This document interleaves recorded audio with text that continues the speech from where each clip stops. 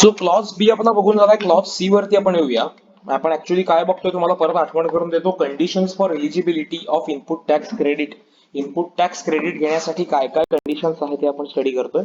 So let's go to clause number C. Clause number C, subject to provisions of section 41. नाव section 41 is return फायलिंगचा section आहे. आता एवढंच लक्षात ठेवा.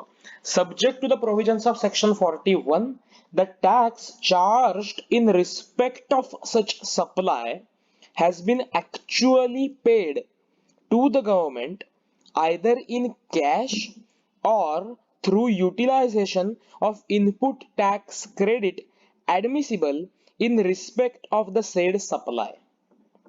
Okay? सो काय म्हटलंय त्यांनी की जो सप्लाय ज्याच्यावरचा आपण इनपुट टॅक्स क्रेडिट घेतोय तो सेक्शन 41 मध्ये सांगितलेल्या रिटर्न मेकॅनिझम प्रमाणे म्हणजे त्या रिटर्न्स मधून इन शॉर्ट गव्हर्नमेंटला ऍक्च्युअली पे झालेला असला पाहिजे. कारण basically government input tax credit का तुम्हाला देतं, तर तुम्ही व्हॅल्यू ऍडिशनची आपण चेन बघितली होती ना की कोणीतरी सप्लायर गव्हर्नमेंटला पे करतो म्हणूनच पुढच्याला त्याचं इनपुट टॅक्स क्रेडिट मिळतं. लक्षात येतंय. आणि मग त्यांनी पुढे म्हटलंय की आयदर थ्रू कॅश किंवा utilisation of input tax. See government तुम्हाला काय म्हणतंय थोडं विस्ताराने समजून घेऊया. विस्तार से समज लेंगे ये सब. ओके. गव्हर्नमेंट काय म्हणतं की ओके माझा आउटपुट टॅक्स, मुद्दाम जरा ओळी आखून घेतलेत वहीवर, लिहायला जरा अक्षर रांगेत येईल. ओके. माझा आउटपुट टॅक्स से ₹1000 आहे. आणि माझं IGST पकडा आता फॉर सिम्प्लिसिटी. माझं ITC जे आहे ते से ₹800 आहे. तर मी कॅश मध्ये टॅक्स किती पे करणार? Cash payable ₹200. आता गव्हर्नमेंट या ठिकाणी असं म्हणतं की येस तुम्ही ऍक्च्युअली कॅश मध्ये जरी ₹200 टॅक्स पे करत असला तरी गव्हर्नमेंट अज्युम करतंय की तुम्ही आउटपुट टॅक्स लायबिलिटी ₹1000 ची डिस्चार्ज केलेली आहे.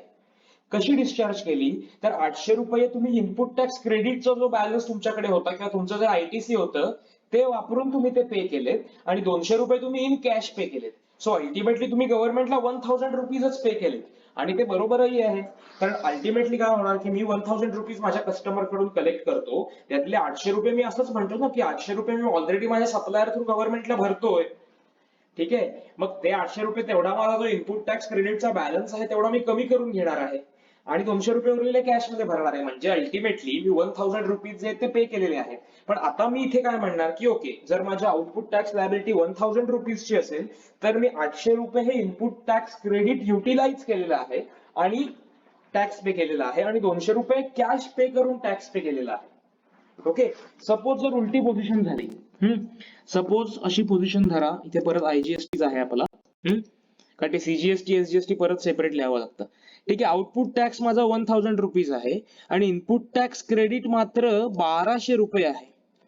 आता माझा इथे काय होईल, माझा इथे निगेटिव्ह बॅलन्स येतो म्हणजे माझ्या इनपुट टॅक्स क्रेडिटचा बॅलन्स कॅरी फॉरवर्ड होईल नेक्स्ट पिरियडला, नेक्स्ट टॅक्स पिरियडला किंवा नेक्स्ट कॅल्क्युलेशन ज्यावेळी मी करेन नेक्स्ट मंथ मध्ये त्यावेळेला.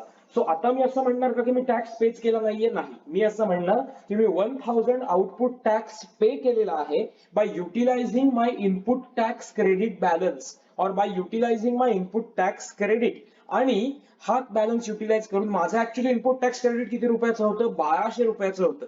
त्यापैकी मी ₹1000 मायनस केले. आता माझ्याकडे ₹200 बॅलन्स शिल्लक आहे. ठीक आहे. सो याही ठिकाणी मी असंच म्हणणार की माझा ऍक्च्युअली जो ₹1000 एवढीच टॅक्स लायबिलिटी मी डिस्चार्ज केलेली आहे पण by utilising input tax credit.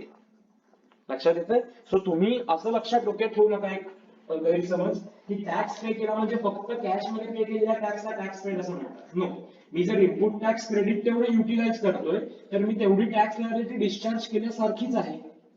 C आता ह्याच 1000 आणि 1200च्या एक्झाम्पल मध्ये असं लक्षात घ्या की मी माझ्या रेसिपियंट कडून ₹1000 टॅक्स कलेक्ट केला होता. तो मी गव्हर्नमेंटला भरला ना. कसा भरला तर माझा जो गव्हर्नमेंटकडे बॅलन्स होता ज्याला इनपुट टॅक्स क्रेडिटचा बॅलन्स मी म्हणतोय ₹1200 तो तेवढ्या अमाऊंटने मी कमी करून टाकला आणि उरलेला ₹200 बॅलन्स मी परत कॅरी फॉरवर्ड केला नेक्स्ट रिटर्न साठी माझ्या. लक्षात येतंय. सो जरी मी ऍक्च्युअली कॅश मध्ये टॅक्स भरत नसलो तरी आउटपुट टॅक्स लायबिलिटी मी डिस्चार्ज करतो आहे. सो त्यांना हेच सांगायचंय की ज्या सप्लायवरचं तुम्ही इनपुट टॅक्स क्रेडिट घेऊ शकता तो त्या सप्लायवरचा टॅक्स हा तुमच्या सप्लायरने आयदर कॅश वापरून किंवा आयटीसी वापरून गव्हर्नमेंटला पे केलेला असला पाहिजे. याचाच अर्थ तुमच्या सप्लायरने त्याच्या रिटर्न्स मध्ये तुम्हाला केलेला सप्लाय, म्हणजे आता आपल्या सप्लायरच्या दृष्टीने तो आउटवर्ड सप्लाय आहे, आपल्या दृष्टीने तो इनवर्ड सप्लाय आहे. सो सप्लायरने त्याचा आउटवर्ड सप्लाय डिस्क्लोज केलाय आणि त्याची जी काही टॅक्स लायबिलिटी आहे, सपोज फॉर 1000 रुपीज असेल किंवा 1200 रुपीज असेल, सो ती लायबिलिटी त्याने दाखवलेली आहे आणि मग ती त्याने पेही केलेली आहे. आयदर वापरून एक तर कॅश मध्ये पे केली असेल किंवा मग असं त्याच्याकडे काहीतरी इनपुट टॅक्स क्रेडिट असेल ते युटिलाइज करून त्याने ती गव्हर्नमेंटला पे केली असेल. लक्षात येतंय? कारण मला सांगा, गव्हर्नमेंट, आपण बेसिक लॉजिकच बघितलंय, गव्हर्नमेंट तुम्हाला इनपुट टॅक्स रेटचा बेनिफिट का देतंय? मुळात तो टॅक्स तुम्ही सप्लायरला दिलाय आणि गव्हर्नमेंट असं म्हणतं की सप्लायरने तो आम्हाला दिलाय म्हणून आम्ही तुम्हाला बेनिफिट देतो ना. जर सप्लायरने तो दिलाच नसेल तर काय उपयोग आहे? आणि म्हणूनच अनरजिस्टर्ड व्यक्तीकडून घेतलेला जर आपण एखादी गुड्स परचेस केले तर आपल्याला इनपुट टॅक्स रेट मिळणार नाही, कारण मुळात तो गव्हर्नमेंटला टॅक्सच देत नाहीये, आपल्याकडून रिकव्हरही करत नाहीये आणि तो गव्हर्नमेंटला पेच करत नाहीये. मग प्रॉब्लेम येतो. त्यामुळे बऱ्याच वेळेला जीएसटी मध्ये अशा खूप मेजॉरिटीच्या आता असेसमेंट पुढे चालणार आहेत किंवा आताही आम्ही फेस करतोय. रादर मी आता 1-2 ऑडिट्स फेस करत होतो डिपार्टमेंटल स्क्रुटिनीज, त्याच्याही मध्ये हाच इश्यू होता की सप्लायरने ते रेकॉर्ड्सच्या रिटर्न मध्ये दाखवले नाहीयेत आणि आम्ही इनपुट टॅक्स क्रेडिट क्लेम करतोय. So there was a clash की डिपार्टमेंट म्हणत होतं की नाही, तुमच्या सप्लायरने हा पे केलेला आहे आम्हाला मान्य नाही किंवा ते आम्हाला कुठे दिसत नाहीये. सप्लायर आमचा म्हणत होता की नाही, आम्ही तो पे केलेला आहे, फक्त आमचे रिटर्न मध्ये दाखवायला काहीतरी मिसमॅच झालेला आहे. सो अशा एरर्स येतात. त्यामुळे गव्हर्नमेंट काय म्हणतं की ओके, तुमचा जो इनवर्ड सप्लाय आहे तो कोणाचा तरी आउटवर्ड सप्लाय आहे, मग तो ज्याचा आउटवर्ड सप्लाय आहे त्याने त्या आउटवर्ड सप्लायवरचा त्याचा आउटपुट टॅक्स हा गव्हर्नमेंटला पे केलेला असला पाहिजे by mechanism laid down in section 41, that is return mechanism. आणि मग तो आयदर कॅश मध्ये भरेल किंवा इनपुट टॅक्स क्रेडिटने भरेल. गव्हर्नमेंटला त्याच्याशी मतलब नाही की त्याने कॅश मध्ये भरला पाहिजे का नाही, कारण अल्टिमेटली सी या व्हॅल्यू चेन मध्ये गव्हर्नमेंटला व्हॅल्यू ऍडिशन वरचा टॅक्स मिळतो. लक्षात येते? सो गव्हर्नमेंटला एवढंच हवंय की त्याच्यावरचा टॅक्स, म्हणजे त्याने आउटपुट टॅक्स लायबिलिटी डिक्लेअर केलेली आहे आणि तो टॅक्स जो आहे तो पे करतो आहे either by utilising input tax credit or by paying in cash. आता ह्या ठिकाणी मी जेव्हा 1000 रुपीज दाखवतो माझी आउटपुट टॅक्स लायबिलिटी, ती कशी पे झालेली आहे, तर 800 रुपये by utilising input tax credit मी पे करतो आणि बाय 200 रुपये मी कॅश मध्ये पे करतो. सिमिलरली दुसऱ्या उदाहरणामध्ये 1000 रुपीज माझी आउटपुट टॅक्स लायबिलिटी आहे, ते 1000 रुपीज मी by utilising input tax credit pay करतो. इथे मी टॅक्स पे करत नाही का? नाही, मी माझी आउटपुट टॅक्स लायबिलिटी डिस्चार्ज करतोय, पण ती कशी करतोय? बाय युटिलायझिंग माय इनपुट टॅक्स क्रेडिट. त्याच्यामुळे जरी प्रत्यक्ष कॅश आउटफ्लो होत नसला तरी असं म्हणण्याचं कारण नाही की मी टॅक्स नाही पे करते गव्हर्नमेंटला. मी माझा आउटपुट टॅक्स डिस्चार्ज केलेला आहे, पण तो कसा केला? मी माझं इनपुट टॅक्स क्रेडिट वापरून केला. आता हे बट ऑब्विस आहे की जर माझ्याकडे इनपुट टॅक्स क्रेडिट असेल तर गव्हर्नमेंट असं नाही म्हणू शकत की कंपल्सरी तुम्ही कॅश मध्येच पे करा. हा, इनपुट टॅक्स क्रेडिट पूर्ण सेट ऑफ करून जी काही बॅलन्स अमाऊंट राहील ती कॅश मध्ये पे करायची, ही माझ्याकडे नाहीच आहे. उलट माझ्याकडे इनपुट टॅक्स क्रेडिटचा बॅलन्स शिल्लक राहतो, हा मी पुढच्या रिटर्नला कॅरी फॉरवर्ड करेल. पुढच्या रिटर्नला समजा असं झालं की माझी output tax liability again 1000 rupees आहे, माझं इनपुट टॅक्स क्रेडिट जे आहे त्या महिन्याचं ते 500 रुपये आहे, अगेन माझा बॅलन्स जो आहे तो 200 रुपये आहे. मग मला कॅश मध्ये किती पे करायला लागतात? तर 300 रुपये. सो हा जो 200 रुपयाचा बॅलन्स आहे हा पुढच्या महिन्यामध्ये मायनस होणार आहे, प्लस पुढच्या महिन्यातलं इनपुट टॅक्स क्रेडिट काहीतरी असेल. आता इथून नेक्स्ट मंथ मध्ये माझा काही बॅलन्स शिल्लक राहिलाय का? नाही राहिलाय. लक्षात येते? सो एक बेसिक कॉन्सेप्ट तुम्हाला समजावून सांगितली, आय थिंक ती क्लिअर झालेली आहे. सो गव्हर्नमेंटला एवढंच म्हणायचंय की आम्ही जर तुम्हाला इनपुट टॅक्स क्रेडिट देतोय तर बेसिकली आमच्याकडे ते पैसे जमा झालेले असले पाहिजेत ना. सो आम्हाला ते पैसे मिळालेले असले की मग आम्ही तुम्हाला त्याचं इनपुट टॅक्स क्रेडिट देऊ. त्यामुळे गव्हर्नमेंटची कंडिशन एवढीच आहे की सप्लाय जो ज्यावरचा आम्ही इनपुट टॅक्स क्रेडिट घेतोय त्याच्यावरचा टॅक्स हा गव्हर्नमेंटला पे झालेला असला पाहिजे. आता तुमच्या मनात साहजिकच पुढचा प्रश्न येईल की ओके, मी माझ्या सप्लायरला 1000 रुपीजचा टॅक्स अमाऊंट म्हणून दिली, से 10,000 रुपीजचं इनव्हॉइस होतं प्लस 5% जीएसटी, म्हणून मी त्याला काहीतरी 500 रुपये जीएसटीची अमाऊंट पे केली. ओके, आता जर सप्लायरने फ्रॉड केला तर? सो ही एक मोठी कॉन्ट्रोव्हर्सी आहे जीएसटी मधली की सप्लायरच्या फॉल्ट साठी रेसिपियंटला कुठेतरी शिक्षा केली जाते, रेसिपियंटचं इनपुट टॅक्स क्रेडिट मारलं जातं. सी सोपी गोष्ट आहे ना, मला माहिती नाही ना सप्लायर फ्रॉड करेल की नाही करेल, मी काय म्हणतो की ओके तू मला जीएसटीचं इनव्हॉइस दे त्याच्यानंतर त्याच्यावर किती अमाऊंट आहे टॅक्सची तेवढी सगळी अमाऊंट मी तुला पे करतो आणि मी त्याचं इनपुट टॅक्स क्रेडिट घेतो. त्यामुळे जर का सप्लायर डिफॉल्ट करत असेल, सप्लायर फ्रॉड करत असेल, तर रेसिपियंटला कळण्यासाठी काहीच मेकॅनिझम नाहीये. हा, ते कसं आहे तर त्याच्या जीएसटीआर 2A मध्ये जर रिफ्लेक्शन आलं तर ओके, म्हणजे तो एक कंट्रोल आपल्याकडे असतो आणि म्हणूनच ते असं matching mechanism invoice to invoice matching टाकलेलं आहे की सप्लायरने जर तो त्याच्या रिटर्न मध्ये इनव्हॉइस डिस्क्लोज केलं तर त्या रेसिपियंटच्या जीएसटीआर 2A मध्ये दिसणार. ओके, मग रेसिपियंट काय म्हणत, ओके सप्लायरने त्याच्या रिटर्न मध्ये डिस्क्लोज केलेला आहे ना invoice, so it is a sufficient proof that तो त्याच्या रिटर्न मध्ये कुठेतरी मला केलेले सप्लाईज दाखवतोय, त्याच्यावरचा टॅक्स मग गव्हर्नमेंट त्याच्याकडून रिकव्हर करेल. पण अदरवाईज आता हे जीएसटीआर 1 समजा मी फीच करत नसेल तर काय होईल, मग त्याच्यामध्ये प्रॉब्लेम होऊ शकतो. म्हणून मग गव्हर्नमेंटने रिटर्न्स मध्ये खूप स्ट्रिक्ट प्रोव्हिजन्स आणले की जर तुम्ही रिटर्न्स नाही फाईल केले up to certain period then तुमचं रजिस्ट्रेशनच कॅन्सल करून टाकतात आणि मग असं वेळ होते की आमचा बिझनेसच बंद पडू शकतो, अशी प्रॉब्लेम येऊन बसतो. सो आपल्याला लक्षात काय ठेवायचं आहे, इनपुट टॅक्स क्रेडिटची कंडिशन काय आहे, तर जोपर्यंत त्या इनवर्ड सप्लायवरचा टॅक्स तो ज्याचा आउटवर्ड सप्लाय आहे तो गव्हर्नमेंटला पे होत नाही तोपर्यंत आपल्याला त्याचं इनपुट टॅक्स क्रेडिट मिळत नाही. ठीक आहे, आता हा झाला विषय जेव्हा आम्ही गव्हर्नमेंटला टॅक्स पे करतो त्याचा, म्हणजे सप्लायर थ्रू पे करतो त्याचा. आता थोडं तुम्ही डोकं लावायचं आणि मला सांगायचं की जर इनपुट टॅक्स मध्ये रिव्हर्स चार्जच्या अंडर पे केलेला टॅक्स समाविष्ट आहे आणि जर त्या टॅक्सचं क्रेडिट आम्ही घेऊ शकतो, पण कुठच्याही टॅक्सचं क्रेडिट घेण्यासाठी जर ही कंडिशन असेल तर ती कशी फॉलो होईल, म्हणजे ही कंडिशन रिव्हर्स चार्जचं क्रेडिट घेण्यासाठी ऍप्लिकेबल होईल का नाही, होत असेल तर कशी, नाही होणार तर कशी. एक अर्धा मिनिट तुम्ही विचार करा आणि मला सांगा.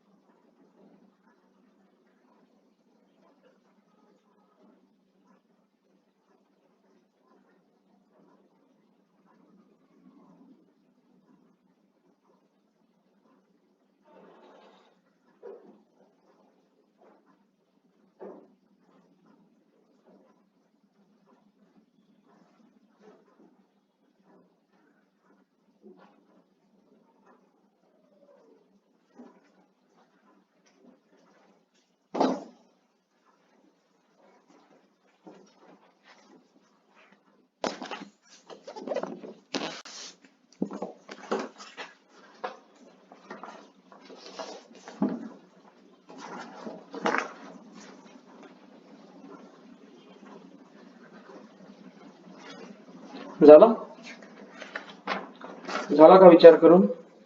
ओके, सो आता मी तुम्हाला सांगतो, आता तुमचं उत्तर बरोबर आहे का बघा, कारण आता मला तुमच्याकडून उत्तर विचारून घ्यायची वगैरे असा वेळ नाहीये. सो आता मी तुम्हाला सांगतो, सी रिव्हर्स चार्जचा टॅक्स हा रेसिपियंटने डायरेक्टली गव्हर्नमेंटला पे करायचा आहे, करेक्ट. तो पे केल्यानंतर तुम्हाला त्याचं इनपुट टॅक्स क्रेडिट अलाउ होणार आहे, बरोबर. आणि मग आमच्याकडे कंडिशन काय आहे की आम्हाला त्याचं इनपुट टॅक्स क्रेडिट मिळू शकतं पण तो पे व्हायला हवा गव्हर्नमेंटला. याचाच साधा अर्थ असा की तुम्हीच इनव्हॉइस प्रिपेअर करायचं, तुम्ही लायबिलिटी म्हणून रिव्हर्स चार्ज गव्हर्नमेंटला पे करायचा आणि पे केल्यावर लगेच तुम्ही त्याचं इनपुट टॅक्स क्रेडिटही क्लेम करायचं. याचाच अर्थ असा की जोपर्यंत तुम्ही रिव्हर्स चार्जचा टॅक्स गव्हर्नमेंटला पे करत नाही तोपर्यंत तुम्हाला त्याचं इनपुट टॅक्स क्रेडिट मिळत नाही. परत आहे का, जोपर्यंत तुम्ही रिव्हर्स चार्जचा टॅक्स गव्हर्नमेंटला पे करत नाही तोपर्यंत तुम्हाला त्याचं क्रेडिट मिळत नाही. अगदी सोपी भाषेत सांगतो की थोडक्यात गव्हर्नमेंट, आता आपण बघितलं की revenue neutral reverse charge, so गव्हर्नमेंटला काहीच मिळत नाही. मग आम्ही असं म्हणू का की तसंही तुम्हाला काहीच मिळत नव्हतं ना, मग आम्ही काहीच दाखवत नाही ना, विषयच संपला, असं नाही. तुम्ही लायबिलिटी म्हणून दाखवा आणि मग इनपुट टॅक्स क्रेडिट क्लेम करा. सो पहिले गव्हर्नमेंटच्या ट्रेझरीमध्ये टाका पैसे आणि मग काढून घ्या, नेट ऑफ करू नका. त्यांना काय म्हणायचे की पहिलं ते पे करा आणि मग त्याचं इनपुट टॅक्स क्रेडिट घ्या. नुसतं कसं करू नका की हा आम्हाला पे करायचं तर आम्हाला क्रेडिट पण मिळणार, आम्ही काहीच करत नाही एकमेकांच्या against set off. No no, तुम्हाला ती प्रोसिजर फॉलो केली पाहिजे. आणि नंतर पेमेंट ऑफ टॅक्स मध्येही स्पेसिफिक सांगितलेलं आहे की रिव्हर्स चार्जचा टॅक्स हा कंपल्सरीली कॅश मध्येच पे केला गेला पाहिजे. काय म्हणतोय? रिव्हर्स चार्जचा टॅक्स हा कंपल्सरीली कॅश मध्येच पे केलेला असला पाहिजे. ओके, थोडं एक्सप्लेन करतो म्हणून म्हटलं की इनपुट टॅक्स रिलेटेड प्रोव्हिजन थोड्या समजून घ्यायला कॉम्प्लिकेटेड असतात. ठीक आहे, ओके. आता मी काय म्हणतो की मी एक 10,000 रुपीजची जीटीए ची सर्व्हिस अवेल केली. त्याने 5% ऑप्शन निवडला. सो मला टॅक्स किती भरायचा आहे? टॅक्स अंडर आरसीएम किती भरायचा आहे मला? 10,000 चे 5%. ओके, सो 10,000 चे 5%, सो 500 रुपीज. आता आयजीएसटी पकडा, कारण मग सीजीएसटी एसजीएसटी वगैरे मला लिहायला नकोत म्हणून. ठीक आहे, आणि मी बाकीचे जे काही परचेस केलेले आहेत अदर इनवर्ड सप्लाईज ते सपोज 20,000 चे आहेत आणि नॉर्मल सप्लाईज आहेत, नॉट रिव्हर्स चार्ज. त्याच्यावरती मी किती टॅक्स पे केलेला आहे? अगेन रेट 5%च धरा. त्याच्यावर मी किती टॅक्स पे केलेला असणार? ₹1,000. तर आता रिटर्न्स मध्ये मला इनपुट टॅक्स क्रेडिट किती मिळते? बाकी माझा आउटवर्ड सप्लाय काहीच नाहीये त्या मंथ मध्ये. ओके, असं अज्युम करा. सो मला आउटपुट टॅक्स लायबिलिटी काहीच नाहीये, मला फक्त रिव्हर्स चार्जेस पे करायला येतोय. सो आता ह्या केसमध्ये टॅक्स कम्प्युटेशन कसं होईल? तर tax under RCM, RCM means reverse charge mechanism, 500 rupees compulsory cash मध्ये पे करायचा. इनपुट टॅक्स क्रेडिट अवेलेबल किती आहे मला? इनपुट टॅक्स क्रेडिट किती अवेलेबल आहे मला? सी 500 रुपये तर हे आरसीएमचं तुम्हाला क्रेडिट मिळणार आहे, प्लस 1,000 रुपीज तुमचं हे राहणार आहे. सो आता इथे काय होतं? आता इथे फक्त आरसीएम लायबिलिटी आली की प्रॉब्लेम कसा होतो बघा, की मला 500 रुपये कॅश मध्ये पे करावेच लागतात. सी, मला कॅश पेएबल 500 रुपये राहते आणि 1,500 आयटीसी चा बॅलन्स मी कॅरी फॉरवर्ड करतो नेक्स्ट मंथ मध्ये. Isn't it strange? तुम्हाला थोडं विचित्र वाटेल, पण हे असं आहे. मुळातच रिव्हर्स चार्ज असा आणलेला आहे आणि म्हणूनच गव्हर्नमेंटला त्याच्याबद्दल खूप विरोधाला सामोरं जावं लागलं होतं. ठीक आहे, सो रिव्हर्स चार्ज मध्ये कशी प्रोव्हिजन केली बघा, की रिव्हर्स चार्ज हा कधीही क्रेडिट मधून पे होऊ शकत नाही, म्हणजे तो कंपल्सरीली कॅश मध्ये पे करायचा. म्हणजे आता ह्या केसमध्ये माझ्याकडे 1,500 रुपीजचं इनपुट टॅक्स क्रेडिट आहे, पण मला 500 रुपीज कॅश पे करावीच लागेल. ठीक आहे, आणखीन थोडं तुम्हाला क्लिअर करतो. आणखी एक छोटंसं ह्याच एक्झाम्पल मध्ये व्हेरिएशन घेऊया, की आउटपुट टॅक्स माझा आहे 700 रुपये. आरसीएम टॅक्स माझा आहे 500 रुपये. ठीक आहे, सो माझं टोटल मला टॅक्स पेबल किती आहे? 1,200 रुपये, लेस आयटीसी माझं आहे 1,000 रुपीज, आणि आयटीसी ऑन आरसीएम रिव्हर्स चार्जचं इनपुट टॅक्स क्रेडिट तुम्हाला मिळतं ते किती आहे? 500 रुपये. आता ह्या केसमध्ये काय होईल मला सांगा? परत फॉर्म्युला तोच, हे 500 रुपये कंपल्सरीली कॅश मध्ये भरायचेच आहेत. सो कॅश पेएबल मला असणारच आहे 500 रुपयाची. आता हा रेग्युलर टॅक्स आहे माझा, हा टॅक्स माझा इनपुट टॅक्स क्रेडिट मधून जाईल. सो माझा आयटीसी 1,000 रुपीजचा आहे, त्याचा 300 रुपये बॅलन्स प्लस ह्याचा 500 रुपये. So cash payable will be 500 and ITC balance carried forward will be किती रे? 1000 वजा 700 300 800 रुपये. आता या दोन केसेसचा विचार करा. पहिल्या केसमध्ये आउटपुट टॅक्स लायबिलिटी काहीच नव्हती, तरी 500 रुपये आरसीएम कॅश मध्ये पे करावा लागलाच, त्याचं क्रेडिटही मिळालं पण ते कॅरी फॉरवर्ड करावं लागलं. सेकंड केसमध्ये output tax liability plus RCM अशा दोन्ही गोष्टी होत्या. त्या केसमध्ये काय झालं की आरसीएम कॅश मध्ये भरावाच लागला आणि मग त्याचं आरसीएमचा आयटीसी प्लस बाकीचा आयटीसी, ह्या दोन आयटीसी आम्ही कंबाईन केले, ते आम्ही आउटपुट टॅक्स मधून मायनस केले. आता ह्याच्यामध्ये आमचा बॅलन्स शिल्लक राहिला, सो आम्ही तो कॅरी फॉरवर्ड केला. त्याच्यामुळे आता जस्ट तुम्हाला प्रॅक्टिकल सांगतो की मी आता एक केस बघत होतो. सो त्या केसमध्ये त्यांचा खूप जास्त परचेस झाला, सो त्यांना खूप जास्त आयटीसी अवेलेबल होतं, पण तरी पण 60,000 रुपीज आरसीएम पे करावाच लागला. इनपुट टॅक्स क्रेडिट लेजरचा बॅलन्स 25 लाख रुपये होता जवळपास, पण तरीही 60,000 रुपीजचा आरसीएम पे करावाच लागला. या 25 लाख मध्ये त्या 60,000चं पण क्रेडिट होतं, पण तरीही तुम्हाला 60,000 कॅश मध्ये पे करायचं. सो गव्हर्नमेंटचं म्हणणं काय, तर आरसीएमचं क्रेडिट घ्यायचं आहे ना, पहिला कॅश मध्ये पे करा आणि मग क्रेडिट घ्या. लक्षात येतंय? पहिला कॅश मध्ये पे करा आणि मग त्याचं इनपुट टॅक्स क्रेडिट जे आहे ते तुम्ही क्लेम करा. लक्षात येतंय? सो आरसीएम च्या बाबतीत काय होणार? पहिले टॅक्स भरो, फिर इनपुट टॅक्स क्रेडिट लो. पहिले पे करो, फिर इस्तेमाल करो. ठीक आहे. So this was third condition. So परत एकदा रिवाइज करूया. पहिली कंडिशन होती आमच्याकडे original tax invoice, debit note, bill of entry, reverse charge self invoice यापैकी डॉक्युमेंट पाहिजे, आमच्याकडे पोझेशन त्याचं असलं पाहिजे.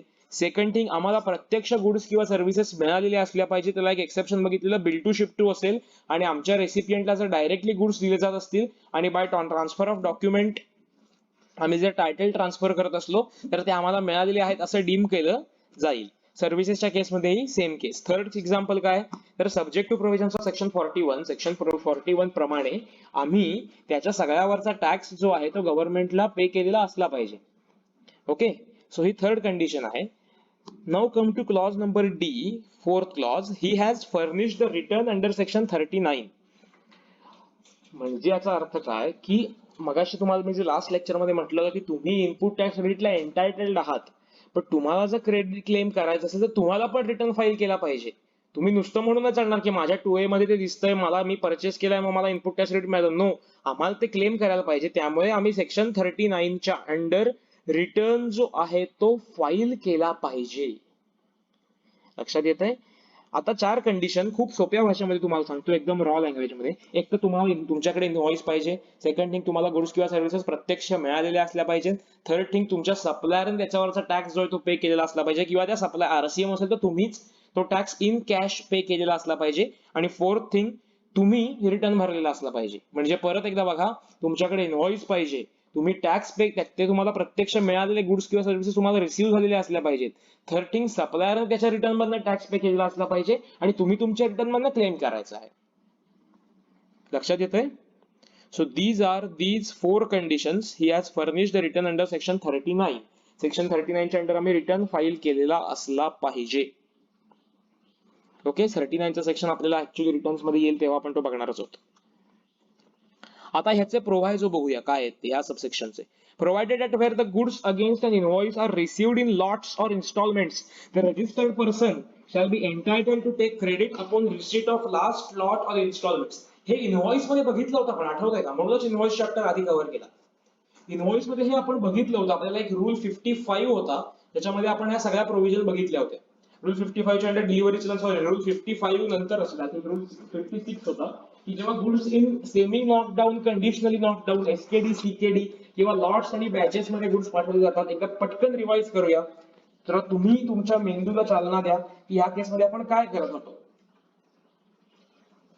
सी, मला आठवतंय ते असं आठवतंय की ज्यावेळी ऍक्च्युअली रूल 55 मध्ये प्रोव्हिजन होती, नॉट रॉंग, 55 मध्ये फक्त सेपरेट त्याचा सबसेक्शन वेगळा केला होता त्यांनी. सो त्याच्यात आपण 4 कंडिशन बघितल्या होत्या की अख्ख्या कन्साइनमेंट साठीचे इनव्हॉइस जे आहे ते सुरुवातीलाच प्रिपेअर करायचं आहे. देन पहिला जो लॉट किंवा पहिली बॅच डिस्पॅच होण्यापूर्वी सगळ्या इनव्हॉइसचा कन्साइनमेंट करायचं. बरं, ही केस आठवते का नक्की काय होती ती? ही केस अशी होती की आपण एक एक्झाम्पल बघितलं की माझ्याकडे खूप मोठी मशिनरी आहे. सपोज एका मोठ्या खोली एवढी मशिनरी आहे, ते मला मशिनरीचं बिल करायचंय. आता मी पार्टचं बिल करत नाही की मशिनरीचा पार्ट एचं बिल, पार्ट बीचं बिल, मी अख्ख्या मशिनरीचं बिल करतो. पण ही मशिनरी एका ट्रक वरून वाहून देणं शक्य नाहीये. सो मी काय करतो, त्याचे तुकडे करतो, 7, 8, 10 तुकडे करतो आणि प्रत्येक तुकडा एका ट्रकवर घालून पाठवतो. ह्याला काय म्हणतात? सेमी नॉकडाऊन किंवा कम्प्लिटली नॉकडाऊन किंवा goods send in lots or batches. आता ह्या केसमध्ये काय करायचं, तर मुळात सप्लाय कसला आहे ते अख्ख्या मशिनरीचा आहे. सो अख्ख्या मशिनरीसाठीचं इनव्हॉइस हे तुम्हाला पहिली कन्साइनमेंट, पहिला ट्रक पाठवण्यापूर्वी इश्यू करायला लागेल. सो इनव्हॉइस पहिल्यांदा प्रिपेअर करा. का प्रिपेअर करा लक्षात येतंय? गव्हर्नमेंटला इनव्हॉइसच्या इश्यूच्या वेळी टाइम ऑफ सप्लाय ड्यू करायचा, म्हणजे त्याच वेळी लायबिलिटी येणार आहे, त्याच वेळी गव्हर्नमेंट सप्लायर कडून टॅक्स कलेक्ट करणार आहे, जरी पूर्ण सप्लाय हवा नसला तरी सुद्धा. आणि दुसऱ्या साईडला कसं करतात बघा.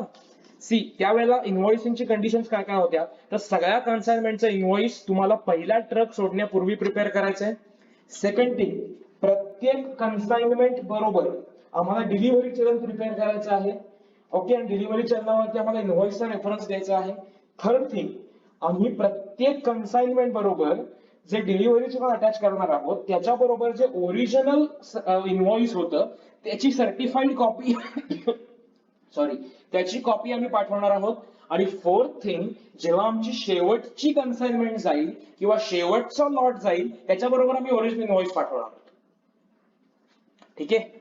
सो इनव्हॉइस का इश्यू करायचं म्हणजे तुम्हाला लॉजिक लक्षात आलं असेल की टाइम ऑफ सप्लाय त्याच वेळी ड्यू होणार ज्यावेळी तुम्ही इनव्हॉइस इश्यू कराल किंवा तुम्हाला पेमेंट येतं. आता गुड्सच्या केसमध्ये तर इनव्हॉइसची ड्यू डेटच तुमची लास्ट डेट आहे. सो इनव्हॉइस इश्यू केलं की त्याला इनपुट टॅक्स क्रेडिट सॉरी त्याला टाइम ऑफ सप्लाय त्याचा त्या दिवशी ड्यू झाला म्हणजे त्याला त्याच दिवशी लायबिलिटी जनरेट झाली. तुम्हाला त्या दिवशी इनपुट टॅक्स क्रेडिट मिळणार आहे का? नाही मिळणार आहे. काय म्हणतात बघा, provided that where the goods are against an invoice are received in lots or installments, the registered person shall be entitled to take credit upon the receipt of the last installment. म्हणजे government supplier कडून तर tax वसूल करतंय पण रेसिपियंटला credit देत नाहीये. Supplier कडून पहिली कन्साइनमेंट सोडण्यापूर्वीच टॅक्स वसूल केला म्हणजे त्याच वेळी टॅक्स वसूल केला पण रेसिपियंटला क्रेडिट केव्हा दिलं? जेव्हा शेवटची कन्साइनमेंट पोहोचेल तेव्हा. लक्षात येतंय. सपोज 21 तारखेला मी इनव्हॉइस तयार केला अख्ख्या मशीनचं आणि पहिला पार्ट मशीनचं डिस्पॅच केला. ओके, समजा डेहराडूनहून माझ्याकडे रत्नागिरीला गुड्स येत आहे, ती मशिनरी येते. सो हा ट्रॅव्हल डिस्टन्स खूप आहे. सो त्याने 2 दिवसांनी पहिला ट्रक आधी बघितला पोहोचतोय का. ठीक आहे, मग त्याने 8 दिवसांनी तो ट्रक येऊन पोहोचला. मी 8व्या दिवशी ट्रक पोहोचल्यावर मग दुसरा ट्रक पाठवला.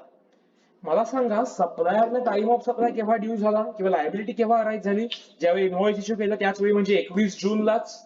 मात्र प्रत्येक इनव्हॉइस बरोबर किंवा प्रत्येक कन्साइनमेंट बरोबर 8-8 दिवस जरा लागत असतील तर मला रेसिपियंटला रत्नागिरीमध्ये शेवटचा लॉट केव्हा मिळणार आहे? 80 दिवसांनी. म्हणजे मला क्रेडिट केव्हा मिळेल? 80 दिवस पूर्ण झाले की. लक्षात येते का हा मधला गव्हर्नमेंटचा फायदा. म्हणजे सप्लायर कडून तर 21 जूनला तुम्ही टॅक्स वसूल केला, त्याला 21 जूनला लायबिलिटी अराईज केली, पण त्याचा बेनिफिट रेसिपियंटला केव्हा दिला? जेव्हा सगळे लॉट जाऊन पोहोचतील तेव्हाच. कारण आपली बेसिक हे ऍक्च्युली हे कशाला सपोर्टिंग सांगितलेलं आहे की we have received the goods or services म्हटलेलं आहे ना. सो जोपर्यंत त्या कन्साइनमेंटचे सगळे लॉट्स आम्हाला मिळत नाहीत तोपर्यंत त्या इनव्हॉइस मध्ये दिलेले डिटेल्स सगळे आम्हाला पोहोचले असं म्हणता येणार नाही. त्यामुळे जरी आम्ही पेमेंट आधी केलेलं असलं, जरी आम्हाला इनव्हॉइस मिळालेलं असलं, कारण सप्लायरने इनव्हॉइस आधीच इश्यू केलंय, आमच्याकडे इनव्हॉइस आहे, आम्हाला part by part goods receive होत आहेत, त्या इनव्हॉइस वरचा टॅक्स गव्हर्नमेंटला तो पे करतो आहे, स्टील जोपर्यंत लास्ट कन्साइनमेंट तुम्हाला मिळत नाही तोपर्यंत तुम्हाला त्याच्यावरचं इनपुट टॅक्स क्रेडिट क्लेम करता येणार नाही. हमखास आयसीआयच्या मध्ये तुम्हाला प्रश्न विचारू शकते. कारण आता ह्याच्यात साधं लॉजिक लक्षात काय ठेवायचं, इनव्हॉइस कशासाठी होतं? पूर्ण मशीनसाठी होतं. पूर्ण मशीन मिळालंय आम्हाला? नाही मिळालंय.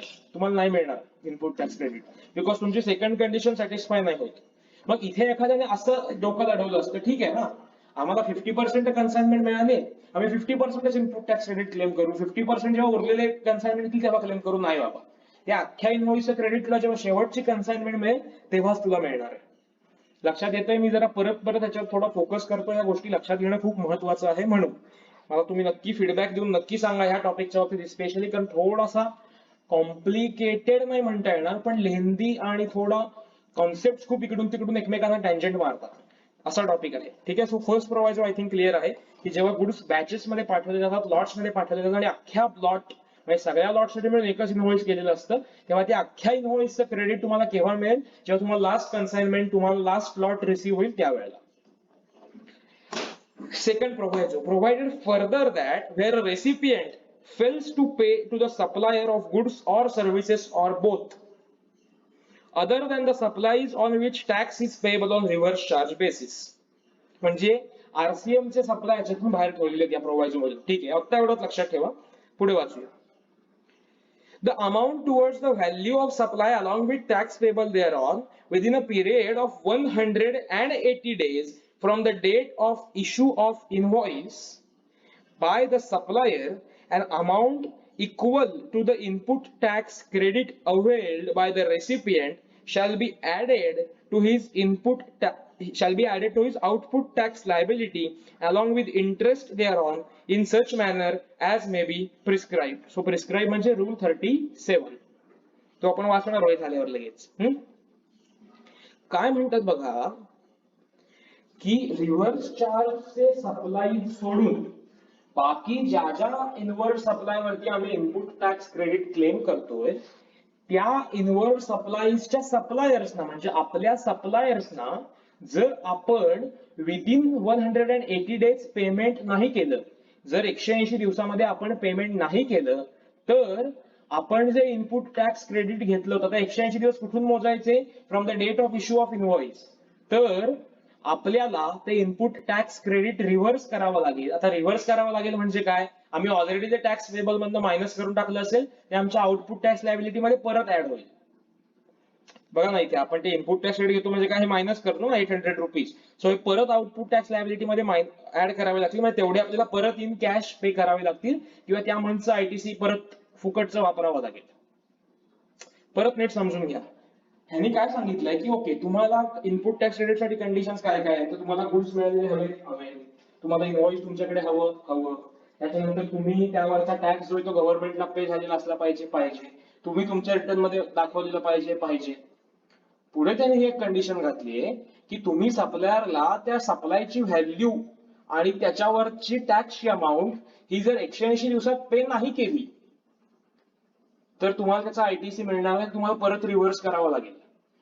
आयटीसी रिव्हर्सल म्हणजे काय, तर जेवढं आयटीसी आम्ही आधी क्लेम केलं होतं ते आता आम्हाला परत पे करावं लागणार आहे, म्हणजे परत आपण काय म्हणून आउटपुट टॅक्स लायबिलिटी मध्ये ऍड करावं लागणार आहे. लक्षात येतंय? आयटीसी रिव्हर्सल हे शब्द तुम्हाला आता या टॉपिक मध्ये पुढे बऱ्याच ठिकाणी येतील. आयटीसी रिव्हर्सल म्हणजे काय, तर मी इनपुट टॅक्स क्रेडिट घेतो, युटिलाइज करतो, म्हणजे मी काय करतो तेवढा टॅक्स मी कॅश मध्ये कमी भरतो. मग आयटीसी रिव्हर्स मी करणार म्हणजे काय, तर कुठेतरी परत एकदा जेवढं आयटीसी मी जास्त घेतलंय किंवा या नियमाच्या बाहेर जाऊन घेतलंय ते मला पे करायचंय. आता आयटीसीचा बॅलन्स मी पे करणार म्हणजे काय करणार, एक तर तेवढी अमाऊंट मी कॅश मध्ये पे करणार किंवा करंट मंथचे माझं जे काही आयटीसी आहे ते तेवढ्या अमाऊंट मी कमी करून घेणार. लक्षात येतंय ना? सो आता तुम्हाला परत एकदा असं वाटेल की असं कसं होऊ शकतं, थोडं आणखी उघडून सांगतो. सी एक सप्लायर आहे, त्या सप्लायरने 21 जूनला मला सप्लाय केला, करेक्ट. मी त्याला पेमेंट नाही केलं, मी क्रेडिट परचेसेस आहे माझं. सप्लायरने मला गुड्स सप्लाय केले, त्याचा टाइम ऑफ सप्लाय काय आहे, डेट ऑफ इनव्हॉइस और ड्यू डेट ऑफ इनव्हॉइस विचेवर करूया. सो सप्लायरला दाखवलं रिटर्न मध्ये ओके मी अमुक दिवशी चैतन्याला 20,000 रुपयाचा सप्लाय केला, त्याच्यावरती समजा काय 1000 रुपये जीएसटी आहे, त्याच्याकडून मी रिकव्हर करणार आहे, अजून त्याने केला नाही.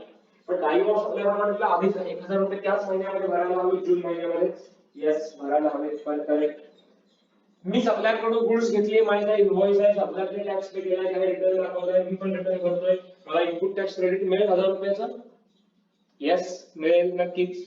आता ते सांगतायत मला असं की ओके तू गुड्स परचेस केले बरोबर, पण सप्लायर कडून तू जर त्याला पेमेंटच नाही केलं 180 दिवसामध्ये, 180 डेज म्हणजे साधारणपणे 6 महिन्याचा पिरियड त्यांनी ठेवलाय. जर तुम्ही 6 महिन्याच्या आत तुमच्या सप्लायरला पेमेंटच नाही केली, टॅक्स आणि त्या सप्लायची व्हॅल्यू दोन्ही गोष्टी, तर तुमचं इनपुट टॅक्स क्रेडिट तुम्हाला मिळणार नाही. आता मग तुम्ही काय म्हणाल की मी काय जूनच्या रिटर्न मध्ये इनपुट चैतन्य काय म्हणेल की जूनच्या रिटर्न मध्ये मी इनपुट टॅक्स क्रेडिट क्लेम करून झाले, आता तुम्ही काय म्हणता नाही मिळणार म्हणून, मी काय 6 महिने थांबणार नाही. कारण मी ज्या महिन्यात परचेस केला, मी ज्या दिवशी एलिजिबल होतो त्या दिवशी मी इनपुट टॅक्स क्रेडिट क्लेम करून टाकलं. मी जून मध्ये चैतन्याची जी आउटपुट टॅक्स लायबिलिटी होती त्याच्या आधीच सेट ऑफ करून टाकलंय. गव्हर्नमेंट म्हणते असं केलंय का, ठीक आहे तुम्ही आउटपुट टॅक्स लायबिलिटी मध्ये तेवढी अमाऊंट ऍड करा, म्हणजे तुम्ही तुमचे इनपुट टॅक्स क्रेडिट रिव्हर्स करा. लक्षात येतंय? So input tax credit reversal म्हणजे अल्टिमेटली काय आहे, तर तुमचं तेवढी अमाऊंट आउटपुट टॅक्स लायबिलिटी मध्ये ऍड होऊन जाते. ही कंडिशन खूप महत्वाची आहे की जी तुम्हाला लक्षात ठेवायला लागेल की जर सप्लायरला 180 डेज मध्ये पेमेंट कन्सिडरेशन प्लस टॅक्स जर पेमेंट केलं नसेल, तर बियॉन्ड दॅट 180 डेज तुम्हाला तेवढं इनपुट टॅक्स क्रेडिट रिव्हर्स करावं लागेल, म्हणजे तुम्हाला तुमच्या आउटपुट टॅक्स लायबिलिटी मध्ये तेवढी अमाऊंट ऍड करावी लागेल. म्हणजे जे बेनिफिट तुम्ही जे डिडक्शन तुम्ही आउटपुट टॅक्स मधून घेतलेलं होतं ते तुम्हाला मिळणार नाही, तुम्हाला ते परत गव्हर्नमेंटला पे करावे लागतील. लक्षात येतंय? ओके. सो रूल 37 मध्ये ह्याच्याबद्दल सांगितलेला आहे, तो आपण बघताना परत एकदा हा प्रोव्हायजो वाचू हवा तर. हा जरा समजला की नाही मला कळवा नक्की, थोडा कॉम्प्लिकेटेड वाटू शकतो पण ऍक्च्युअली कॉम्प्लिकेटेड नाही. आता ह्याच्यामध्ये बऱ्याच ठिकाणी बिझनेस कम्युनिटीचं असं म्हणणं होतं की आमची आहे, मी सप्लायर काय म्हणतो की मी टाइम ऑफ सप्लाय प्रमाणे टॅक्स पे करतो, ठीक आहे, मला अजून कन्सिडरेशन मिळालंच नाहीये तरी पण मी टॅक्स पे करणार आहे आणि माझा क्रेडिट पिरियडच 9 महिन्याचा आहे. मी सप्लाय करतो, आम्ही सांगतो की तुम्ही 9 महिन्यानंतर पेमेंट करा, मला चालणार आहे मला. मग गव्हर्नमेंट का म्हणतं की तुम्ही 180 डेज मध्ये पेमेंट करायला पाहिजे. सो आपण हे असा प्रश्न ऍक्च्युली विचारला जातो आता बिझनेस कम्युनिटी कडून, पण त्याला काही आन्सर नाहीये. लॉ फ्रेम केलेला आहे, तो फॉलो करणं एवढंच आपल्या हातामध्ये सांगितलेलं आहे. Okay, yes.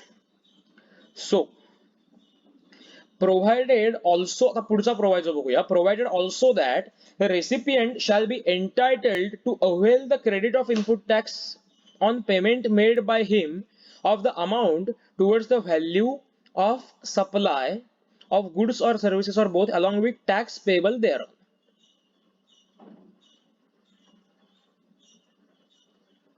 आता हा जो प्रोव्हायझो आहे ना, हा प्रोव्हायझो ह्या प्रोव्हायझोचा सब प्रोव्हायझो आहे.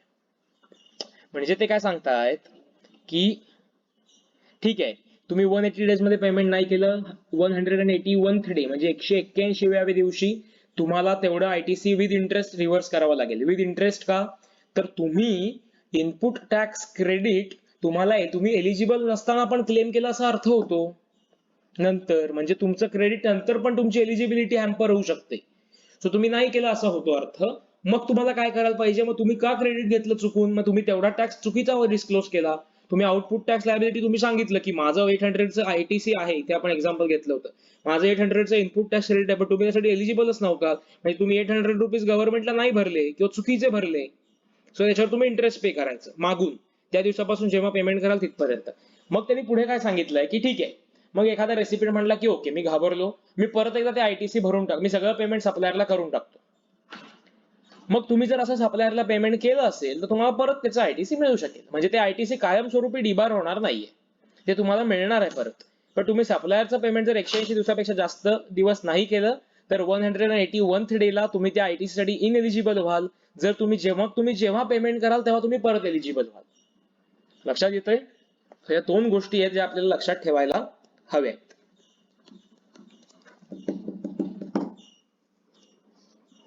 ठीक आहे. सो इथे हे दुसरा सबसेक्शन जो आहे तो एंड होतो. आपण सबसेक्शन 3 आणि सबसेक्शन 4 आहे याच लेक्चरला कव्हर करूया. सो आपला अख्खा जो सेक्शन 16 आहे तो कव्हर होईल. मग रूल 36 37 नेक्स्ट लेक्चरला हवं तर आपण कव्हर करू शकतो.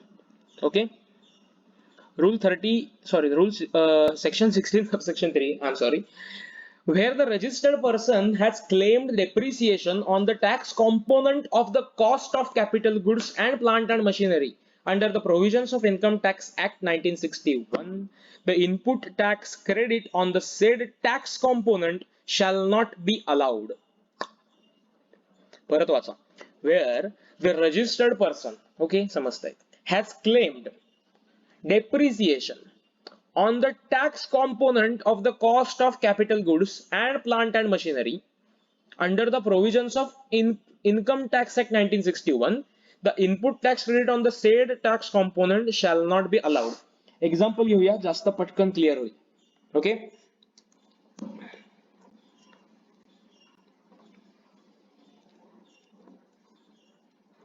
हा लक्ष द्या. मी एक मशीन परचेस केलं.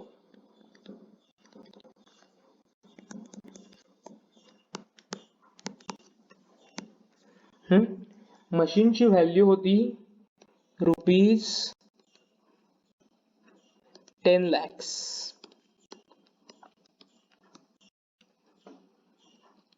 आयजीएसटी त्याच्यावर चार्ज केला गेलेला होता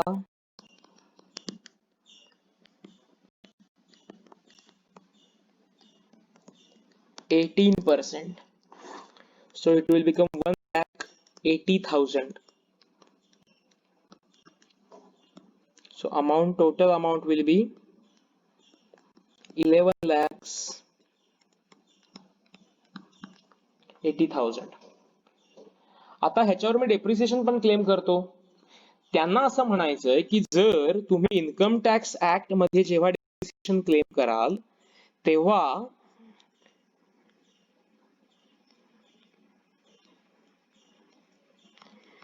तुम्ही 11,80,000 वरती जर आता डेप्रिसिएशनचा रेट काय असतो 15% असतो आपला. जर 11,80,000 वरती डेप्रिसिएशन क्लेम केलं ह्याचा अर्थ या 11,80,000 मध्ये हा जो टॅक्स कॉम्पोनंट आहे ह्याच्यावरती पण जर तुम्ही डेप्रिसिएशन क्लेम करत असलात तर तुम्हाला या 1,80,000 चं ITC मिळणार नाही. डबल बेनिफिट गव्हर्नमेंटला द्यायचा नाही. तुम्ही त्याचं इनपुट टॅक्स क्रेडिट पण घ्या आणि तुम्ही त्याचं डिडक्शन पण घ्या. बिकॉज साधं लॉजिक आहे ना की मी जर 1,80,000 चं इनपुट टॅक्स क्रेडिट घेतो म्हणजे अल्टिमेटली ते पैसे मी परत वापरतो, मला त्याचा ऍज गुड ऍज रिफंड मिळाल्यासारखाच आहे. मी आउटपुट टॅक्स लायबिलिटी तेवढी कमी पे करतो ना, कारण मी 180चं रिडक्शन घेणार आहे, ITC क्लेम करणार आहे, ITC युटिलाइज करणार आहे. मग ते म्हणतात की मग ती तुमची कॉस्टच नाहीये, मग तुम्ही ती कॅपिटलाइज करून परत डेप्रिसिएशन घेऊ नका. सो जर तुम्ही डेप्रिसिएशन 10 lakhsच्या अमाउंट वरती कॅल्क्युलेट केलं, depreciation at the rate 15%, so ते किती येईल? आय थिंक तुमचं 10 लाखाच्या 15%, 1,50,000. तुम्ही 1,50,000 चे डेप्रिसिएशन क्लेम करा आणि ITC तुमचं 1,80,000 चं क्लेम करा. पण जर तुम्ही 11,80,000 वरती डेप्रिसिएशन क्लेम करणार असलात तर मात्र तुम्हाला ITC आहे ते मिळणार नाही. लक्षात येतंय? सो जर तुम्ही कॅपिटल ऍसेट मधला जो टॅक्स कॉम्पोनंट आहे त्या टॅक्स कॉम्पोनंट वरती जर तुम्ही डेप्रिसिएशन क्लेम करायला गेलात तर तुम्हाला त्याचं इनपुट टॅक्स क्रेडिट जे आहे ते मिळणार नाही. सो तुम्ही 1,77,000 चं डेप्रिसिएशन क्लेम करा आणि पुढे क्लेम करत जा, पण तुम्हाला मग ITC मिळणार नाही. नाहीतर मग तुम्ही 10 lakhs वरती म्हणजे जी बेसिक अमाऊंट त्याच्यावर डेप्रिसिएशन क्लेम करा आणि मग इनपुट टॅक्स क्रेडिट क्लेम करू शकता. लक्षात येतंय काय म्हणतोय आपण ते? सो त्यांना असं सांगायचं की जो टॅक्स कॉम्पोनंट आहे तो जर तुम्ही कॅपिटलाइज केला तर ह्याची एंट्री कशी होते, अकाउंटिंग एंट्री समजून घेऊया म्हणजे तुम्हाला जास्त क्लिअर होईल. ठीक आहे, जर याची मी अकाउंटिंग एंट्री करायला तर मी एंट्री अशी करतो, मशिनरी अकाउंट डेबिट किती येते 10 lakhs, IGST ITC account debit 1.8 lakhs to cash और बँक किंवा तुमच्या सप्लायरचा जर क्रेडिटवर तुम्ही घेतला असेल तर 11.8 lakhs. Correct. Next entry will be depreciation. जर तुम्ही अशी एंट्री केली, आता बघा ना, हे IGST ITC ला अकाउंटला डेबिट का देणार आपण या एंट्रीमध्ये? Because it is as good as our asset towards government. तो आमचा बॅलन्स आहे गव्हर्नमेंट कडचा, तो आमचा कमी होणार आहे. तुम्ही जेव्हा सेल करता तुम्ही एंट्री काय पास करता? सेल्स अकाउंट डेबिट करता का? नाही. समजा कोणतरी हा घेऊया, सेलला क्रेडिट होणार इथे. ओके, कॅश और bank account debit to sales account to काय IGST आउटपुट टॅक्स म्हणतो मी, अशा एंट्रीज पास होतात. तर ह्या एंट्रीज मध्ये बरेच वेगवेगळे प्रकार आहेत, ते आपला आता सब्जेक्ट मॅटर नाही. मी त्याच्यामध्ये लॉजिक हेच असतं, पण अकाउंटिंग साठी वेगवेगळे अकाउंट्स हँडल केली जातात सुटेबल फॉर दॅट बिझनेस. त्याच्यामध्ये पडू नका. आता उद्या काय होईल, आर्टिकलशिप मध्ये जाल, कोणीतरी विचारेल आणि सांगा असं अकाउंटिंग आम्हाला शिकवलं होतं, मग ते सांगतील की असं नाही, मग तुमच्या डोक्यात पुन्हा कन्फ्युजन होईल. सो अकाउंटिंग मध्ये असे प्रकार बरेच असतात, पण सिंपल लॉजिक काय, तर IGST आउटपुट टॅक्स क्रेडिट का केलं मी? Again it is my liability because I am recovering it from customer on behalf of government. आणि इनपुट टॅक्स क्रेडिटला मी डेबिट का केलं? Because it is as good as my asset, it is my balance, my already paid tax towards the government. It is as good as my advance tax paid towards the government. लक्षात येतंय? So त्यांचं म्हणणं असतं की जर तुम्ही अशी entry pass केली तर तुम्ही कॅपिटलाइज किती अमाऊंट केली? फक्त 10 लाखाचीच. मग तुम्ही डेप्रिसिएशन 10 लाखावर क्लेम करा आणि मग 1.8 चा ITC क्लेम करा. पण जर तुम्ही मशिनरी अकाउंट 11.8 lakhsनीच डेबिट केलं, याचा अर्थ तुम्ही ती अमाऊंट कॅपिटलाइज केली आणि जी अमाऊंट कॅपिटलाइज होईल त्याच्यावरच इंटरेस्ट कॅल्क्युलेट केलं जाईल. सो तुम्ही machinery account debit 11.8 to cash और बँक अशी एंट्री पास केली तर तुम्ही डेप्रिसिएशन या व्हॅल्यूवर घ्याल, मग तुम्हाला इनपुट टॅक्स क्रेडिटचा बेनिफिट नाही मिळणार, हे त्यांना सांगायचंय. लक्षात येतंय? मी एकतर तुम्हाला त्या अमाऊंट टॅक्स कॉम्पोनंटवर डेप्रिसिएशन क्लेम करता येईल किंवा त्या टॅक्स कॉम्पोनंटचा ITC क्लेम करता येईल. दोन्ही तुम्हाला क्लेम करता येणार नाही. आता परत एकदा वाचूया. Where the registered person has claimed depreciation on the tax component. Tax कॉम्पोनंटवर जर तुम्ही डेप्रिसिएशन क्लेम केलं of the cost of capital goods and plant and machinery under the provisions of Income Tax Act 1961, the input tax credit on the said tax component shall not be allowed. So मग जर तुम्ही त्या 1,80,000वर depreciation claim केलं तर तुम्हाला त्याचा 1,80,000चा ITC नाही मिळणार. मग तुम्ही 180 वरती डेप्रिसिएशन क्लेम करू नका आणि आयटीसी क्लेम करा. ठीक आहे. आणि इन्कम टॅक्स ऍक्ट मध्ये सांगितलेलं आहे स्पेसिफिक. आता ह्याचं लॉजिक तुम्हाला मी सांगायला नको खरं, तुम्ही तितके सूज्ञ आहात, पण साधं आहे ना. कंपनीज ऍक्ट प्रमाणे जर तुम्ही डेप्रिसिएशन क्लेम करायचा काय उपयोग होतो मला सांगा. ते अल्टिमेटली तुम्ही परत प्रॉफिट मध्ये ऍड करता आणि करत आयटी इन्कम टॅक्स ऍक्ट खालचं डेप्रिसिएशन लेस करता. कंपनी ऍक्ट खाली जर तुम्ही डेप्रिसिएशन क्लेम केला असाल त्याचा काहीही टॅक्स पर्पज साठी उपयोग नसतो. गव्हर्नमेंट कंपनीकडून काय टॅक्स वसूल करते का? कंपनी टॅक्स म्हणून नाही, इन्कम टॅक्स वसूल केला जातो. सो कंपनी अकाउंट प्रमाणे आम्ही डेप्रिसिएशन केलं नाही म्हणून इन्कम टॅक्स ऍक्ट प्रमाणे डेप्रिसिएशनचा बेनिफिट आहे. बिकॉज इन्कम टॅक्स ऍक्ट अंडरचं जे डेप्रिसिएशन आहे ते तुम्ही ऍक्च्युअली तुमच्या टॅक्स मधून डिडक्ट करता. ठीक आहे. सो म्हणून सांगितलं की इन्कम टॅक्स ऍक्टच्या अंडर जर तुम्ही ते कॅपिटलाइज केली असेल किंवा त्या टॅक्स कॉम्पोनंटवर डेप्रिसिएशन क्लेम केलं असेल तर इनपुट टॅक्स क्रेडिट मिळणार नाही इन नटशेल. ठीक आहे. I think we are clear. Subsection 4, a registered person shall not be entitled to take input tax credit in respect of any invoice or debit note for supply of goods or services or both after the due date of furnishing of the return under section 39 for the month of September following the end of financial year to which such invoice or invoice relating to such debit note pertains or furnishing of the relevant annual return whichever is earlier. बरंच मोठं आहे आणि खूप महत्वाचा आणि सगळ्यात dangerous clause input tax credit मधला. Let's understand. See for GST financial year is 1 April, मी आता म्हणतो 2019 घेतो हा, टू 31 मार्च 2020. ओके. सो ह्या पिरियड मध्ये मी जो काही इनवर्ड सप्लाय केला आहे किंवा इनवर्ड कुठचंही इनपुट टॅक्स क्रेडिट ह्या वर्षभरासाठीचं जे काही इनपुट टॅक्स क्रेडिट आहे हे घेण्याची शेवटची तारीख हे 31 मार्चचं वर्ष संपल्यानंतर जो सप्टेंबरचा रिटर्न येतो, सप्टेंबर 20, तो रिटर्न ही त्याची लास्ट डेट आहे किंवा annual return which ever is earlier. आता अॅन्युअल रिटर्न 1 एप्रिल पासून कधीही फाईल होऊ शकतो. अॅन्युअल रिटर्नची लास्ट डेट असते 31 डिसेंबर. सो तुम्ही जर अॅन्युअल रिटर्न इथे फाईल केला, कारण annual return is a finalisation of all your GST returns. It is the last window of rectification की मी दर महिन्याला जे रिटर्न्स भरतोय, काही ओमिशन्स आहेत, काही एरर्स आहेत, काही डिस्क्लोजर करायची राहिली, तर ते सगळं मी फायनलाइज करून अॅन्युअल रिटर्नला डिस्क्लोज करायचं आहे. सो अॅन्युअल रिटर्न तुम्हाला फाईल करण्यासाठी पहिली कंडिशन तर वर्ष तर संपायला हवं. तुम्ही तुमचे रिटर्न्स पण सगळं काय ते डिस्क्लोज करायला हवं. मग वर्ष संपल्यापासून last date of annual return is 31 September. थोडं आपण खालती काढूया, थोडा प्रॉब्लेम झाला.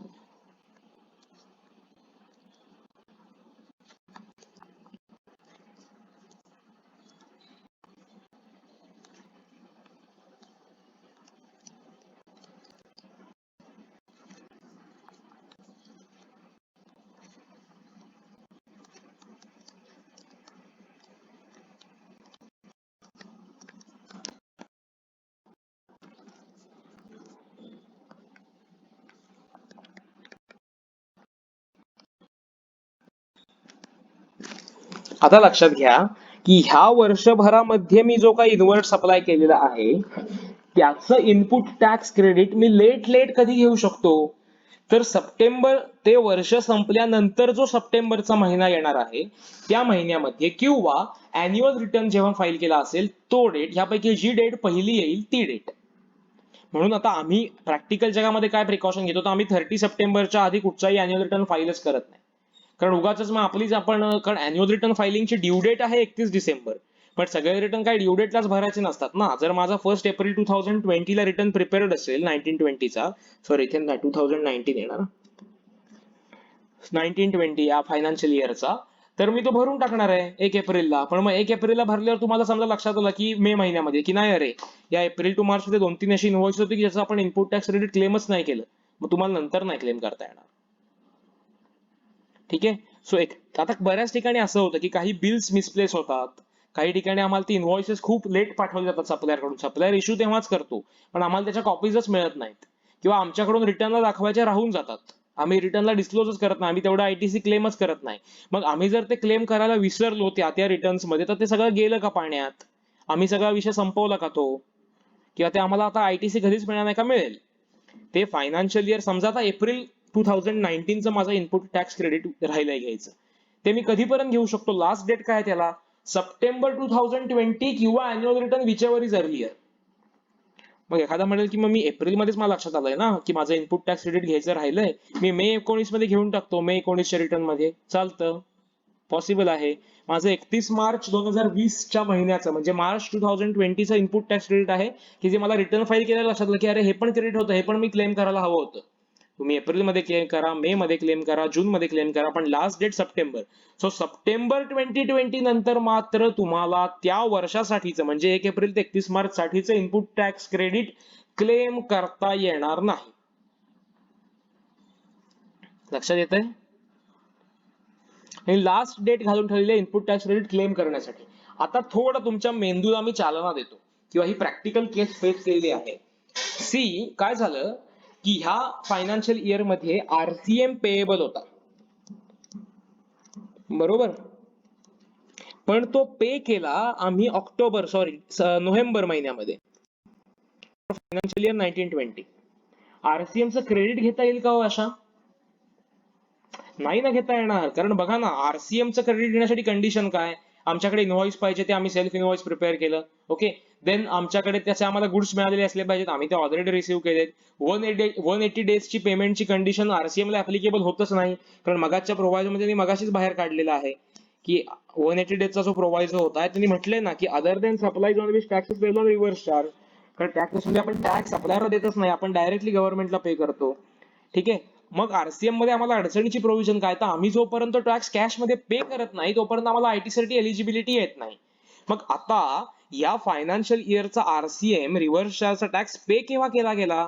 नोव्हेंबर 2020 मध्ये पे केला गेला, करेक्ट? मग त्याचं इनपुट टॅक्स रेट साठी आम्ही एलिजिबल केव्हा झालो? नोव्हेंबर 20 मध्ये. पण फायनान्शियल इयर 19-20 चा आयटीसी क्लेम करण्याची लास्ट डेट काय होती? सप्टेंबर 30. म्हणजे सप्टेंबर 30 चा जो रिटर्न फाईल केला असेल ती डेट. मग आम्ही आरसीएमचं क्रेडिट घेण्यासाठी एलिजिबल आहोत का? नाही. म्हणूनच आरसीएम हा सगळ्यात महत्वाचा का ठरतो? जर तुम्ही तो ऑन टाइम पे केला तरच तुम्हाला त्याचं आयटीसी मिळतं. जर ते वर्ष संपल्यानंतर तुम्हाला प्रकाश पडला की अरे सप्टेंबरचा मंथ उलटून गेल्यावर, हा, जर हे नोव्हेंबर मध्ये पे केलेलं आम्ही एप्रिल मध्ये पे केला असता तर मग आम्ही पे केला असता आणि लगेच आयटीसी क्लेम केला असता, कारण सप्टेंबरची ड्यू डेट आमच्या हातामध्ये होती. पण वन्स सप्टेंबर इज ओव्हर, मग तुम्ही नुसताच पे करू शकता, तुम्हाला आयटीसी मिळू शकत नाही. You cannot claim the input tax credit for the same. अर्थात हा मुद्दा जो आहे हा आर्ग्युमेंट मध्ये आहे, पण आता प्रॅक्टिकल पोझिशन हीच आहे की तुम्हाला त्याचं क्रेडिट मिळणार नाही, कारण तुम्हाला एक कंडिशनच ओव्हरराईड होते. लक्षात येत आहे? Okay, so this was section 16. मला वाटतं आपण सेक्शन 16 जो आहे तो इन डिटेल सगळा बघितलेला आहे. सॉरी, ते झूमिंगला काहीतरी प्रॉब्लेम येतोय. सबसेक्शन 1 मध्ये काय बघितलंय? It should be claimed by registered person, it should be used in the course or furtherance of business. Then subsection 2 मध्ये आपण 4 कंडिशन बघितल्या इन सिंपल लँग्वेज. लक्षात घ्या, माझ्याकडे ओरिजिनल इनव्हॉइस किंवा डेबिट नोट किंवा बिल ऑफ एंट्री किंवा self invoice of in case of reverse charge किंवा बिल हे कस्टमसाठी बिल ऑफ एंट्री, करेक्ट, ही डॉक्युमेंट्स माझ्याकडे असली पाहिजे किंवा डेबिट नोट असली पाहिजे. सेकंड थिंग, मला प्रत्यक्ष ते गुड्स किंवा सर्व्हिसेस मिळालेले असल्या पाहिजेत. Bill to ship to transaction मध्ये जर असेल तर रेसिपियंटला गुड्स मिळालेले आहेत असं अज्युम करण्यात येईल. Third thing, subject to section 41 म्हणजे रिटर्न्स मध्ये सांगितल्याप्रमाणे त्या इनवर्ट सप्लाईज वरचा टॅक्स हा सप्लायरने किंवा मी इन केस ऑफ आरसीएम गव्हर्नमेंटला पे केलेला असला पाहिजे. आणि चौथी कंडिशन की मी 39 च्या अंडर रिटर्न फाईल केला असला पाहिजे, म्हणजे मी तो टॅक्स, मी त्याचा डिडक्शन, त्याचा क्लेम माझ्या रिटर्न मध्ये डिस्क्लोज केला पाहिजे. प्रोव्हायझो पहिला काय बघितला आपण की जर गुड्स लॉट्स मध्ये येत असतील तर जोपर्यंत शेवटचा लॉट मिळत नाही तोपर्यंत तुम्हाला त्याचं इनपुट टॅक्स क्रेडिट मिळणार नाही. सेकंड थिंग, जर सप्लायरला 180 डेज मध्ये पेमेंट केलं नाही तर तुम्हाला 181th डेला त्याचा आयटीसी रिव्हर्स करावा लागेल म्हणजे आउटपुट टॅक्स लायबिलिटी मध्ये तेवढं ऍड करावं लागेल. आणि मग जेव्हा तुम्ही पेमेंट कराल तेव्हा तुम्हाला परत ते क्लेम करता येईल. हा, आता ही जी सप्टेंबरची लिमिट आहे ही ह्या क्लेमसाठी ऍप्लिकेबल होत नाही, करेक्ट, कारण मी त्याच्यावरचा टॅक्स गव्हर्नमेंटला ऑलरेडी मिळालेला असतो. जस्ट मी पेमेंट उशिरा करतोय म्हणून ते आयटीसी रिव्हर्स करतोय. म्हणजे जर असं झालं सोप्या भाषेमध्ये की मी 31 मार्चला एखादा परचेस केलेला होता, ठीक आहे, सो आणि मी 180 दिवस म्हणजे मार्च पासून पुढे 180 दिवस कधी होतात? 30 सप्टेंबर साधारण तारीख येते, तिथपर्यंत पेमेंट नाही केलं. सो ऑन 1 ऑक्टोबर माझं ते आयटीसी रिव्हर्स झालं. मी ते इनपुट टॅक्स क्रेडिट रिव्हर्स केलं आणि मग मी नोव्हेंबरमध्ये ते परत पे केलं, ते कन्सिडरेशन सप्लायरला सगळं देऊन टाकलं. मग मला परत रिक्लेम करताना प्रॉब्लेम येईल का? किंवा तुम्हाला असं वाटू शकतं की अरे फर्स्ट 1920चा आयटीसी मी नोव्हेंबरमध्ये कसं क्लेम करू शकतो? नाही. जर ह्या 180 डेज साठी तुम्ही रिव्हर्स केलं असेल तर तुम्हाला ते परत क्लेम करता येईल. हा, तुमचं घ्यायचंच राहिलं होतं फर्स्ट स्टेजला, कारण हे आयटीसी आम्ही पहिलं क्लेम केलं होतं. जस्ट 180 डेज साठी आम्ही ते रिव्हर्स केलं. म्हणून त्याला काही टाइम लिमिट नाही. तुम्ही 2 वर्षांनी पे करा, तुम्हाला 2 वर्षांनी इनपुट टॅक्स क्रेडिट परत एकदा क्लेम करता येईल. पण जर तुमचं घ्यायचंच राहिलं असेल, तुम्ही ते कधी घेतलंच नसेल, तर मात्र तुम्हाला ते सप्टेंबरच्या महिन्यापर्यंतच चान्स आहे. नंतर तुम्हाला ते क्लेम करता येणार नाही. लक्षात येतंय? सो परत एकदा काळजीपूर्वक सगळा सेक्शन वाचून घ्या. आय थिंक आपण बऱ्यापैकी त्याच्यावरती टाइम स्पेंड केलेला आहे.